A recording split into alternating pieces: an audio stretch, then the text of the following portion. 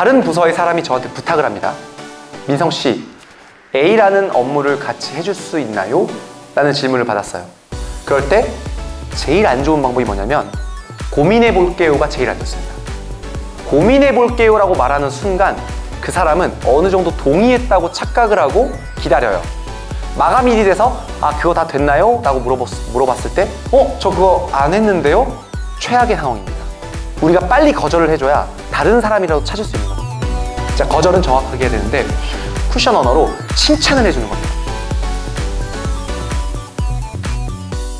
제 책의 메커니즘은 이거예요. 착한 사람이 되지 말고 제발 좋은 사람이 되세요. 대한민국이라는 사회 안에서 착해야 된다, 조용해야 된다 라는 교육을 받고 자랐습니다. 하지만 잘 그 뜻을 이해해보면 무조건 착한 게 아니라 좋은 사람이면 돼요. 여러분이 좋은 사람이라면 여러분이 하고 싶은 말을 해도 하고 싶은 행동을 해도 절대 무례한 사람이 아닐 수 있습니다. 이 짧은 시간만 함께하면 여러분이 어떤 말을 해도 어떤 행동을 해도 좋은 사람이 될 수 있는 방법을 말씀드리겠습니다. 사회심리학자인 하워드 베커의 라벨링 이펙트라고 합니다. 이게 되게 재밌는 것 중에 하나인데 사람은 라벨을 붙인 대로 활동한다는 거예요. 이게 무슨 말이냐면 상대방에게 당신은 좋은 사람이잖아요. 당신은 되게 신뢰감이 있잖아요. 상대방을 칭찬을 하면 실제로 칭찬을 받은 그 모습으로 활동하려고 노력한다는 거예요. 심리적으로. 그럼 어떻게 여러분 활용을 하셔야 되냐면 이것만 사용하시면 됩니다. 여러분, 저는 항상 당신이 친절한 분이라고 느꼈어요. 그렇게 되면 어떻게 될까요? 되게 불친절했던 사람은 평생 이런 말을 들을 일이 없거든요. 근데 이 말을 듣자마자 설레임을 느끼는 거예요. 그럼 어떻게 될까요? 여러분을 만나고 싶어지는 겁니다. 여러분을 만나면 칭찬받거든요. 자, 그리고 저는 미리미리 준비하는 당신의 모습이 너무 좋습니다 라고 상대방을 라벨을 계속 붙이는 겁니다. 이렇게. 또 당신의 정말 옷을 잘 입고 다니는 게 진짜 저도 배워보고 싶습니다. 별거 없어요, 여러분. 상대방을 만날 때 이렇게 라벨을 붙여보세요. 이렇게 붙이면서 다니는 겁니다. 실제로 효과가 되게 좋아요. 오늘 저와 함께 소통할 내용 중에 돈이 드는 내용은 없습니다. 그냥 일상생활에 시험해 볼 수 있기 때문에 정말로 한번 시험해 보세요. 저희 아버지가 되게 예전에 귀찮은 걸 되게 싫어하셨는데 어느 날 갑자기 아버지가 망치질을 하는 모습을 보더니 엄마가 망치질 엄청 잘하네? 그때부터 망치만 들고 다닙니다. 박을 거 없나? 그러니까 실제로 라벨을 붙여주는 대로 사람은 움직인다. 그래서 여기서 뭐가 있을까요, 여러분? 아무리 화가 나고 짜증이 나고 안 고쳐져도 남자친구에게, 여자친구에게, 배우자에게 안 좋은 이야기를 하는 건 조금 조심스럽게 하는 게 좋지 않을까. 여러분에게 유능해 보이는 말투를 한번 선물해 드릴게요. 첫 번째는 어떠한 상황에도 떨지 않고 명확하게 말할 수 있는 방법이 있습니다. 우리는 꼭 중요한 순간이 되면 떨리죠. 그럴 때는 내가 컨트롤할 수 있는 말투에 집착하지 마시고요. 내가 컨트롤할 수 있는 호흡에 집중해 보는 겁니다. 방법은 아주 간단해요. 4초 동안 숨을 들이마시고요. 7초 동안 숨을 참으시고 8초 동안 숨을 천천히 내쉬는 겁니다. 실제로 연구 결과에 의하면 방금 저와 함께한 호흡법이 그 교감신경을 릴렉스를 해서 흥분되어 있는 부자연스러운 말투를 진정시켜준다고 해요. 여러분이 만약에 중요한 면접에 갔거나 중요한 발표를 해야 될 때 이 방법을 딱 3번에서 4번만 해보시면 됩니다.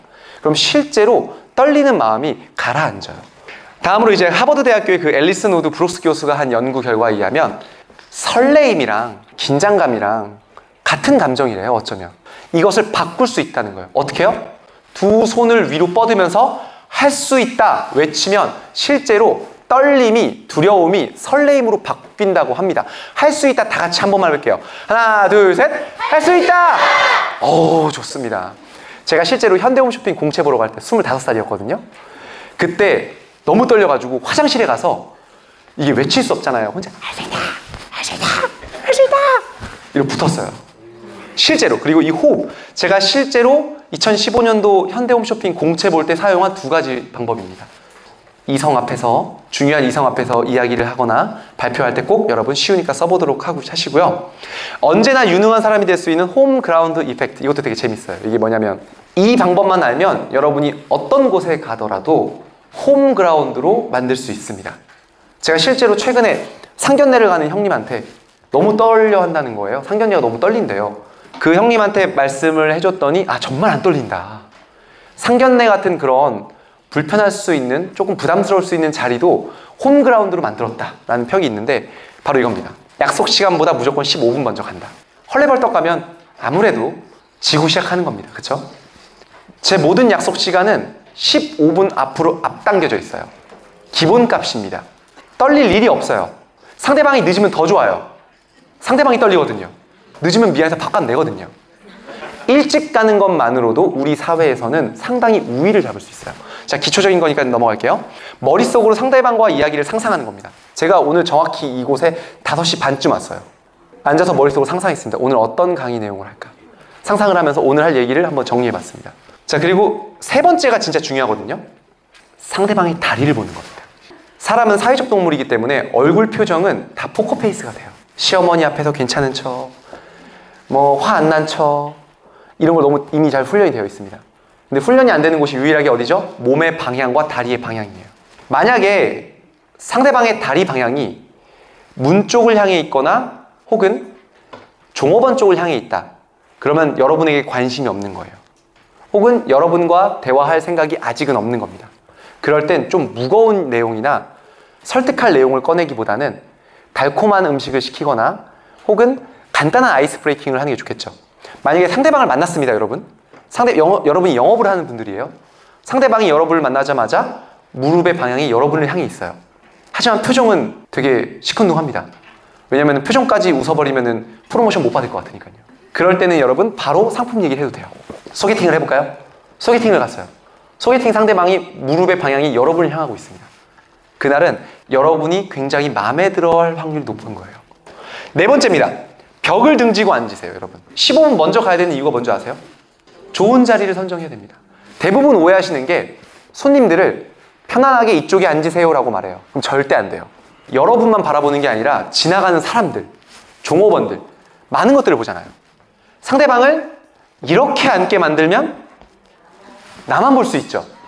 그래서 15분 먼저 가라는 거예요. 자, 오늘부터 마음에 드는 남성분이 있거나 마음에 드는 여성분과 함께 데이트를 한다. 무조건 15분 먼저 가서 벽을 선점하세요. 이거는 영업도 마찬가지고 설득도 마찬가지고 세일즈도 마찬가지입니다. 자, 거절하는 법. 여러분 이거 되게 잘 하셔야 돼요. 상대방이 여러분에게 부탁을 한 거를 거절을 못 하잖아요.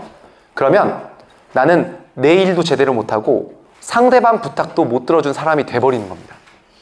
그러니까 물론 모든 경우가 그러진 않겠지만 거절을 효과적으로 하는 법을 소개하겠습니다. 첫 번째는 이거예요. 쿠션 언어. 거절을 할 때 쿠션 언어를 써주는 겁니다. 두 번째는 거절은 사실은 정확히 해야 돼요. 나의 상황을 설명해 줘야 됩니다. 그리고 세 번째는 한 번 더 명확하게 거절을 하고 사과까지 해주면 더 좋겠죠. 예를 들어 볼게요. 다른 부서의 사람이 저한테 부탁을 합니다. 민성 씨, A라는 업무를 같이 해줄 수 있나요? 라는 질문을 받았어요. 그럴 때 제일 안 좋은 방법이 뭐냐면 고민해 볼게요가 제일 안 좋습니다.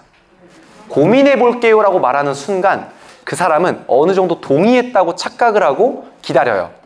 마감일이 돼서 아 그거 다 됐나요? 라고 물어봤을 때 저 그거 안 했는데요? 최악의 상황입니다. 우리가 빨리 거절을 해줘야 다른 사람이라도 찾을 수 있는 거거든요. 자, 거절은 정확하게 해야 되는데 쿠션 언어로 칭찬을 해주는 겁니다. 아, A라는 프로젝트 되게 대단한 프로젝트잖아요. 저도 관심 있게 보고 있었습니다. 로 한번 상대방이 나한테 부탁을 한 사람에게 존중을 한번 해주는 거예요. 아, 저한테 이런 부탁해 주셔서 너무 감사합니다. 를 덧붙이면 더 좋겠죠. 그리고 두 번째도 중요한 게 생각보다 사람은 나의 상황을 모르거든요. 그러니까 나의 상황을 정확히 말해줘야 돼요. 아, 제가 사실 B라는 프로젝트를 하고 있어서 매일 야근 중입니다. 제가 지금 A를 받아줄 여건이 안 돼요 라고 내가 이걸 왜 거절하는지 상대방한테 정확히 알려줘야 돼요. 안 그러면 오해가 생깁니다. 일단 마지막으로 정확하게 그래서 저는 못 해줍니다 라고 정확하게 거절을 하셔야 되는 거예요. 자, 한 번 더 정리해 드립니다. 첫 번째 쿠션 언어. 이런 부탁을 해주셔서 감사합니다. 어머, 그거 되게 좋은 프로젝트잖아요. 저도 알고 있어요. 대단한데요? 하지만 저는 지금 육아휴직을 하고 복귀한 지 얼마 안 돼서 제 업무에 적응 중입니다. 지금 어떤 거를 더 추가로 맡기 힘든 상황이에요. 나의 상황을 정확히 말씀해 주시고요. 마지막에 그래서 저는 이거를 못하겠습니다 라고 정확하게 거절을 확실하게 해주는 거죠. 이어서 이제 여러분의 설득력을 좀 높여볼까요? 설득력을 높일 수 있는, 여러분의 경쟁력을 높일 수 있는 언어를 소개하겠습니다. 지하철 노선도처럼 말해라. 1908년 영국의 그 세계 최초 지하철 노선도거든요. 실제로. 이때 어떻게 만들었냐면 지도에다가 실제로 그 지하철이 위치한 위치를 올려놨어요. 그러니까 이렇게 되니까 어떤 점이 안 좋을까요? 사실이긴 하지만 어디서 환승을 해야 되고 어디까지는 얼마큼 걸리고 심지어 더 옆으로 뻗어나가지 못하기 때문에 되게 글자가 작아졌죠. 그러니까 사실이지만 상대방을 고려하지 않은 겁니다. 어떻게 바뀌었냐면 1933년에 이렇게 바뀌었어요. 이렇게 되니까 어때요? 글자도 훨씬 커졌고 더 많은 부분을 담을 수 있고 어디쯤에서 환승하면 되겠구나, 이런 결과가 나왔죠. 여기서 제가 드리고 싶은 말은 제발 말을 할 때 사실을 말하지 말고 사랑으로 말해주기를 바라는 겁니다. 갑자기 살이 찐 친구가 있어요. 야, 너 살쪘다. 쪘을 수도 있죠. 혈당 스파이크 왔겠죠. 근데 그 친구한테 살쪘다는 말이 사실이지만 그게 과연 사랑일까요? 말을 할 때 상대방이 원하는 걸 먼저 말하세요. 이것을 학습 목표 효과라고도 합니다. 우리가 초등학교 때 수업할 때 학습 목표를 미리 말해주죠. 자, 오늘은 체력을 기를 거야 라고 하고 수업을 하죠. 그것처럼 발표를 하거나 상대방의 이야기를 할 때 상대방이 가져갈 수 있는 이득을 먼저 말해주는 겁니다. 이거 너한테 되게 도움이 되는 내용인데 한번 들어볼래? 혹은 너 저번에 신발 산다고 했지? 신발 40% 할인받을 수 있는 쿠폰 나 있는데 방법 알아볼래? 이런 식으로 상대방이 원하는 걸 초두에 말하면 상대방은 여러분의 이야기를 스팸 메시지가 아니라 정보로 인지한다는 거예요. 대화의 기본입니다. 그럼 어떻게 활용하는지 보여드릴게요. 나랑 데이트할래? 이 말을 나랑 데이트할래를 어떻게 적용했냐면요. 네가 좋아하는 떡볶이 먹으러 갈래? 이렇게 말하는 거죠. 네가 저번에 가고 싶어 했던 방탈출 한번 같이 갈까? 여러분이 친구를 못 만나거나 약속이 안 잡히거나 설득이 안 되는 건 이 메커니즘을 몰라서 그런 겁니다. 앞으로 여러분 팩트로 여러분의 위주로 말하는 게 아니라 상대방이 좋아하는 것을 먼저 말하는 것, 그것만으로도 여러분의 설득력을, 삶의 질을 높일 수 있다고 저는 개인적으로 생각을 합니다. 이게 되게 재밌는 부분 중에 하나인데 요구가 아닌 욕구를 찾아라. 요구랑 욕구 뭐가 다를까요? 원래 사람은 요구와 욕구가 다르다는 겁니다. 그거 아세요? 여러분 제가 TV 홈쇼핑에서 여자 가방 제일 잘 파는 사람이에요. 제가 팔아볼까요? 네. 여러분 제가 들고 있는 이 구찌 가방 보이시죠? 네. 여성용이에요. 근데 남자인 제가 들어도 안 어색하죠? 네. 여러분만을 위한 혼자 사는 게 아닙니다. 이거 남편 거 샀다고 하고 여러분이 들고 다니세요. 주문이 아주 확 올라가요. 그냥 막 올라가요. 그냥 아주. 정말이에요. 그러니까 이게 뭘까요? 고객에게 죄책감을 내려주는 거예요. 남편분들 집에 있는 가방 한번 잘 뒤져보세요. 내 거라고 샀더니 자기가 들고 다니는 게 있지 않습니까? 제가 홈쇼핑에서 제일 많이 하는 말이에요. 여러분, 고객님만을 위한 소비가 아니에요. 가족을 위한 겁니다. 엄마가 웃어야 가족이 웃는 거예요. 신발 구매하세요. 딱 올라가요. 자, 아시겠죠 여러분? 말을 할 때는 상대방의 죄책감 좀 덜어줘야 돼요. 사실은 똑같습니다.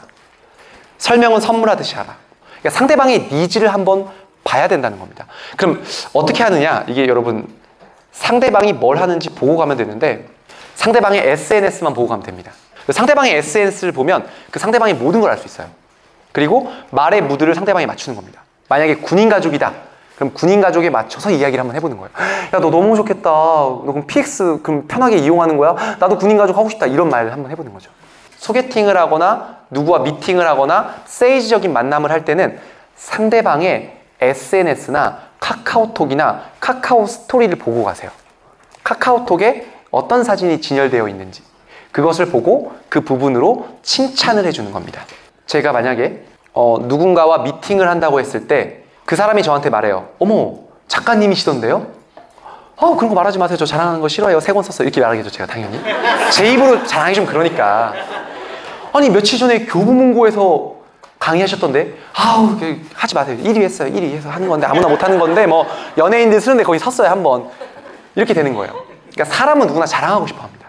그래서 여러분 오늘부터 잘 보이고 싶은 사람이 있으면 그 사람의 SNS를 보고 무엇을 자랑하고 싶을까? 그것을 찝어주는 겁니다. 이 3개만 알아도 여러분은 말 잘하는 사람이 될 거라고 저는 확신합니다. 이중구속 이론. 이거는 여러분 정말 지금 당장 써먹을 수 있는 것 중에 하나거든요. 이중구속 이론이 뭐냐면 고깃집에 갔습니다. 여러분 고깃집에 갔어요. 일 정말 잘하는 알바생은 어떻게 말하는 줄 아세요? 술은 어떻게 시키시겠어요? 이렇게 안 물어봐요. 술은 소주로 드릴까요? 맥주로 드릴까요? 이렇게 물어봐요. 이게 이중구속 이론입니다. 술 드릴까요는 yes or no죠. 그러니까 먹을까 말까가 아니라 소주 먹을까 맥주 먹을까가 되는 겁니다. 물론 술을 아예 안 먹는 사람, 여기 안 먹는 분 없다고 하셔서 아마 다 공감하실 겁니다. 그래서 이중구속 이론을 어떻게 이용하냐면요. LG랑 삼성은 항상 같이 있어요. 되게 재밌지 않아요, 여러분? 백화점에도 LG 매장 옆에 삼성 있어요. 그럼 생각할 겁니다. 저런 매출이 떨어지지 않나요? 오히려 도움이 돼요. 가전을 바꿀까 바꿀까 안 바꿀까가 아니에요. 삼성을 살까 LG를 살까 합니다. 그래서 여러분은 이걸 어떻게 이용해야 되느냐? 약속 잡을 때 야 우리 언제 밥 한번 먹자. 그 친구는 평생 못 봅니다. 주말에 만날래? 평일에 만날래? 아 평일이 좋아. 주말이 좋아. 그럼 일요일이 좋아? 토요일이 좋아? 이렇게 좁혀나가는 거예요. 이걸 이중 구속 이론이라고 합니다. 손실회피 심리. 이거 되게 재밌는 것 중에 하나인데 이것도. 이거는 일상생활에서 되게 쓰기 되게 좋아요. 여러분 가족끼리 가정의 달이어서 코스 한정식을 먹었습니다. 3만 원만 추가하면 코스가 업그레이드 된대요. 어차피 뭐 1년에 한 번 먹는 거고 3만 원 아까운가요? 안 아깝죠? 근데 밥을 먹고 나왔더니 불법 주차가 3만 원짜리가 끊겨 있어요. 똑같은 3만 원이지만 손해가 훨씬 더 크죠. 이걸 우리가 일상에서 어떻게 이용하냐면요. 제가 홈쇼핑에서 이렇게 말해요. 여러분 지금 이 방송 보고 계시다는 건 여러 번 봤다는 거죠? 언젠간 사실 거죠? 지금 안 사면 30만 원 비싸게 사셔야 돼요. 주문이 올라갑니다. 그러니까 방송에서 구매하면 30만 원 세일이 아니에요. 지금 구매 안 하시면 똑같은 냉장고를 30만 원 비싸게 가져갑니다가 훨씬 더 사람을 움직이는 겁니다. 그리고 또 뭐가 있을까요, 여러분? 청바지를 사러 갔습니다. 현금 주시면 3,000원 깎아줄게요. 보다 카드 내시면 3,000원 비싸요가 현금을 받아올 확률이 훨씬 높다라는 거죠. 친구들 만날 때 똑같아요. 나 다음 주 화요일, 목요일 시간대가 아니죠. 나 다음 주 화요일, 목요일 아니면 못 만나. 내가 다음 주 화요일, 수요일 아니면 시간이 안 돼. 이렇게 해야 만날 확률이 높아지는 겁니다. 네, 효과적으로 조언하는 법. 요즘은 직장에서 가장 함께하기 힘들어하는 사람이 누군지 아세요? 조언하는 사람이에요. 근데 우리가 일을 하면서 조언 안 할 수가 없잖아요. 아무리 시대가 다르다고 해도 무엇인가 피드백을 하고 조언을 해야 되잖아요. 효과적으로 조언하는 법. 대화는 캐치볼 하듯이. 그러니까 조언할 때는 여러분 상대방과 캐치볼 한다고 생각하세요. 가끔 이런 분들이 있어요. 상대방이 글러브도 아직 안 꼈는데 공을 100개씩 던집니다. 상대방 받을 수 있을까요? 이걸 속사포식 대화법이라고 하는데 여러분이 무엇인가 조언하거나 설득할 땐 나 지금 말할 거야 라고 준비를 해줘야 돼요. 상대방에게 나 지금 공 던질 거니까 공 받을 준비해 라는 메시지를 줘야 된다는 겁니다. 내가 던졌죠? 그러면 한 번 또 받는 겁니다. 나만 계속 던지면 상대방은 못 받아요. 특히나 조언을 할 땐 상대방이 내 얘기를 이해했는지 듣고 있는지를 계속 확인을 해야 된다는 거예요. 하나 던지고 받고 던지고 받고 이것만 기억하셔도 특히나 싸울 때 특히나 언성이 올라갈 때 그때는 꼭 사용해 주셔야 돼요. 과거가 아닌 미래형으로 조언하라 입니다. 조언을 할 때는 과거는 솔직히 의미가 없어요. 아이한테 너 왜 숙제 안 했어? 내가 숙제하라고 했지? 과거를 혼내는 겁니다. 직장에서 김대리 내가 이거 해놓으라고 했지? 너 이거 또 안 하고 퇴근했어? 과거를 혼내는 거죠. 미래로 바꾸면 됩니다. 너가 하고 싶은 A라는 직업을 하려면 숙제를 미리미리 하는 게 더 좋아 라든지 놀이동산 여름방학에 가고 싶으면 숙제는 미리미리 해보자. 제때 하자. 이런 식으로 미래로 조언하는 겁니다. 그리고 우리 여성분들 커플이 되게 많아 보이는데 우리 남자친구한테 미래로 조언해 주세요. 남자친구분들도 여자친구분들에게 미래로 조언해 주시면 좋습니다. 아주 간단해요. 거의 이제 끝을 다가가고 있는데 바꿀 수 있는 것은 조언하시고 바꿀 수 없는 것은 침묵해야 됩니다. 한번 예를 들어볼까요? 머리가 길어요.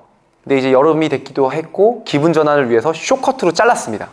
근데 직장에 눈치 없는 상사가 갑자기 긴 머리가 훨씬 나았는데? 이런 기분이 어떠세요? 직장 내 괴롭힘 아닌가요? 이 정도면?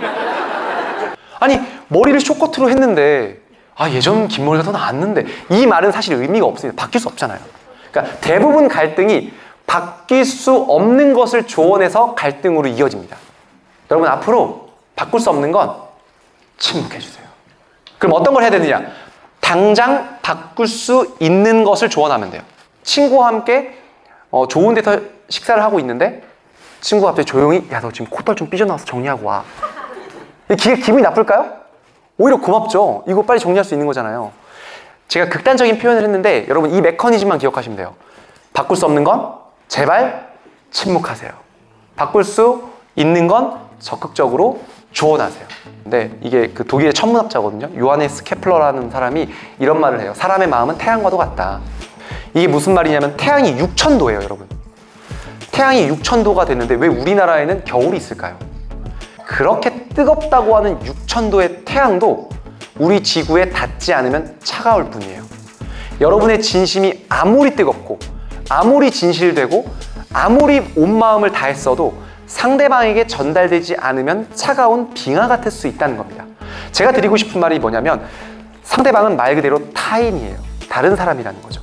저 사람은 왜 이렇게 말이 안 통해?가 아니라 조금 더 내가 정성스럽게 깊게 전달하려고 하는 애티튜드 자체가 상대방으로 하여금 존중으로 받아들이고 그 존중이 감동으로 이어지고 여러분을 좋은 사람으로 만들어 줄 겁니다.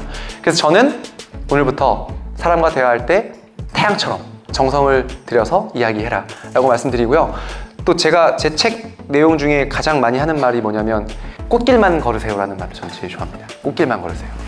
이게 꽃길이라는 게 여러분 되게 아름다워 보이지만 사실 진흙탕이에요.